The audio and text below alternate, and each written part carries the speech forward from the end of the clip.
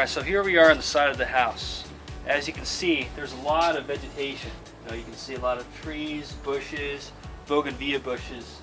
They're actually touching the side of the wall, and the rats can actually climb up and get onto the roof line from here.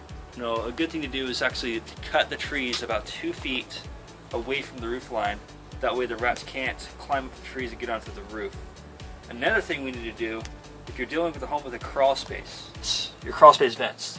This one had a lot of gaps, so we had to rescreen around the vents. Here we have a crawl space door. There's a lot of gaps from the stucco siding breaking apart because this home's so old.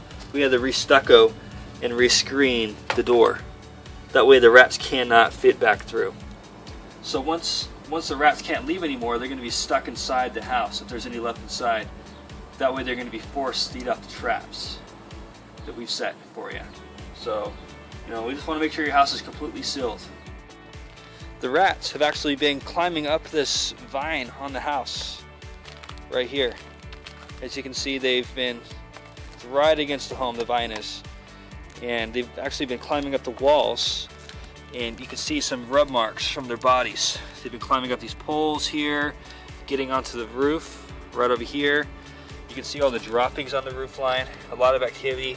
They actually put a bait station right here to start killing off some rats.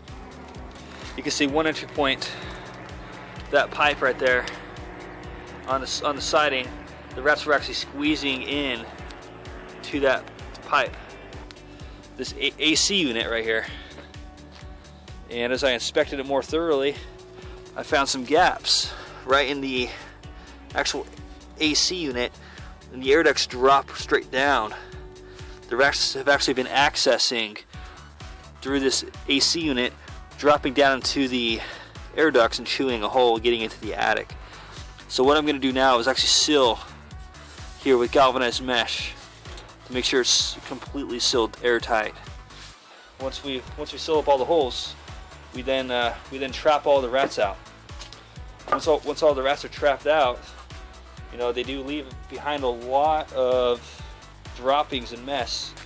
So with her, we actually went in and removed all the dirty insulation. You can see all the urine marks. You can see they've been chewing up all the insulation. There's a lot of droppings. Her attic was just infested with rats. So one thing you have to do is you have to get rid of the odors and smells. If rats leave behind odors and smells, it's going to attract future activity.